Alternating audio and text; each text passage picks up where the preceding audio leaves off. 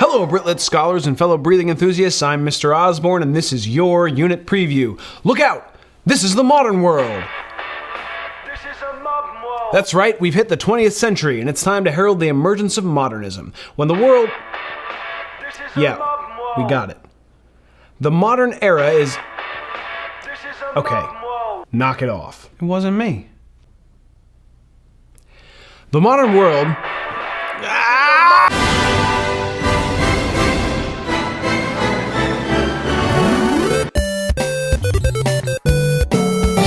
In her 1924 essay, Mr. Bennett and Mrs. Brown, Virginia Woolf made the bold assertion that, on or about December 1910, human character changed. All human relations have shifted, those between masters and servants, husbands and wives, parents and children, and when human relations change, there is at the same time a change in religion, conduct, politics, and literature. All of this was quite shocking to the Dowager Countess of Grantham. What is a weekend? Whether you agree with Ms. Woolf's date or not, there's no denying that by the second decade of the 20th century, many radical changes had begun to affect Britain as well as the rest of the world. Electricity started becoming widely available, the automobile began to replace the horse-drawn carriage, and women were demanding their right to vote. Those crazy women. Always wanted to be treated as equals. If this wasn't enough to rock the foundations of the British Empire, then war! The Great War, as it was then known, began in 1914. While there were many factors that led to its outbreak, what was the single incident that is often cited as its major impetus? Oh, me. Anyone else? Please pick me. Ooh. Okay, what? A guy named Archie shot an ostrich because he was hungry. Do you mean that someone shot the Archduke of Austro-Hungary? Yep. You've lost quite a few brain cells since the last episode, huh? Uh-huh. The First World War was unlike any combat the world had ever seen, largely due to the use of airplanes and tanks. You're welcome. Many tanks. You're welcome. Where once soldiers met face-to-face on the battlefield, armies could now fight from long distances without the inconvenience of having to see the people they were attacking. It was a deadlier version of YouTube comments. War informed and inspired much writing in the first half of the 20th century. Among those who wrote poems about World War I were Rupert Brooke, William Butler Yeats, and Siegfried Sassoon. Brooke and Sassoon were both soldiers in the war, and while Brooke wrote of it patriotically, Sassoon described some of the horrors and grim truths of trench warfare. Yates, who did not fight in the war, was an Irish poet, and published An Irish Airman Foresees His Death as a supposed tribute to his friend Major Robert Gregory, who was mistakenly shot down by an Italian airman. His verses reflected both a foreboding of death and the senselessness of war. I know that I shall meet my fate, somewhere among the clouds above.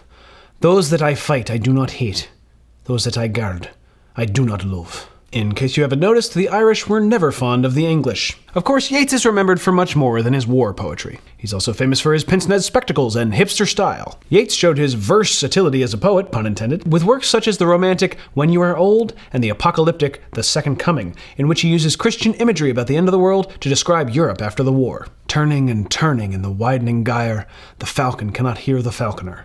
Things fall apart, the center cannot hold. Mere anarchy is loosed upon the world. Famed Nigerian novelist Chinua Achebe would later use a quote from The Second Coming as the title of his novel, Things Fall Apart. You told me you fixed it! In a way, the narrative structure was beginning to fall apart too. Writers such as James Joyce and T.S. Eliot began employing stream of consciousness in their stories and poems. Stream of consciousness is a technique where a character's thoughts and sense impressions are presented directly without dialogue and often without punctuation. Did I explain that well? I wonder if my laundry's done. King Lear is underappreciated. Danny boy, the pipes, ooh, a moo cow. Aside from Joyce, the most famous British novelist to employ this style was our old friend Virginia Woolf. She utilized it in both her novel Mrs. Dalloway and the short story The Duchess and the Jeweller. One wonders if it would have been as popular under its original title, The Duchess, the Jeweller, and the Chamber of Secrets. Woolf was a tremendous influence on the modern era, not only for her use of stream of consciousness, but also for her feminist writings that promoted women's causes and helped to elevate the status of female writers. In A Room of One's Own, she proposes a hypothetical sister for Shakespeare named Judith, with just as great a gift for writing, but who is trapped into an arranged, loveless marriage and dies without ever expressing her genius. Though some scholars feel Judith may be responsible for the unpublished play Romiette and Julio. The idea of Shakespeare's oppressed sister may have stemmed from Woolf's own experiences, as her parents did not allow any of their daughters to receive a formal education like their brothers, who went to Cambridge. Ah, Cambridge. King's College. Punting on the River Cam. Tiny tea rooms. Fox hunting. Sorry, where were we? Woolf claims that a woman must have money and a room of her own if she is to write fiction. That is outrageous. I suppose she'll also want a chair and pencils. A room of one's own did much to further the cause of women's equality, but much of that had to be put on hold when once again, war! In 1939, Germany invaded Poland, starting a series of events that eventually erupted into the Second World War. Did they not see that coming? Why else would they have called the first one World War I? Luckily, the Brits had a prime minister to see them through the dark times of the war. Unluckily, that prime minister was Neville Chamberlain, who was a giant Is that what we're going with? Giant? He did a terrible job. Luckily, Chamberlain eventually stepped aside and let Winston Churchill take the reins. A seasoned veteran and a renowned historian, one of Churchill's greatest assets during the war was his skill at making inspirational public speeches. Which is ironic because he had a lisp. A lisp. Lisp. It says lisp on the teleprompter. Perhaps most moving was the speech he delivered to the House of Commons on the 4th of June in 1940, commonly known as "We shall fight on the beaches." It was a rousing call to arms and courage. We shall go on to the end. We shall fight in France. We shall fight on the seas and oceans. We shall fight with growing confidence and growing strength in the air. We shall defend our island, whatever the cost may be. We shall fight on the beaches. We shall fight on the landing grounds.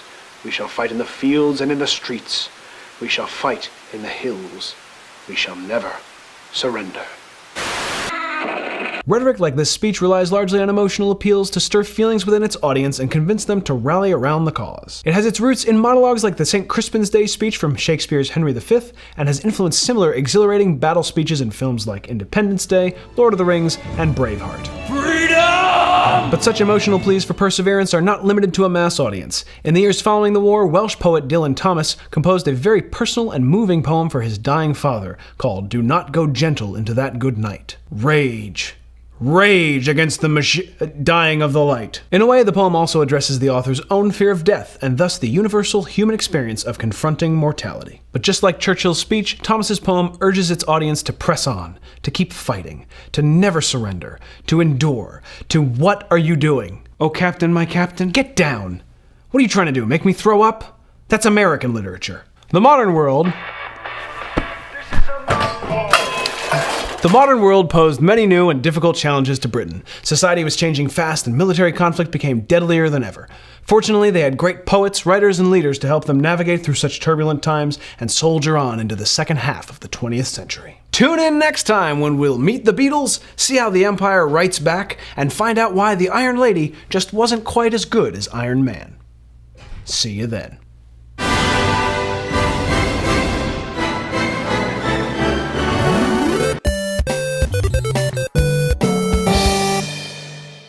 A lisp. What Joker put an S in that word?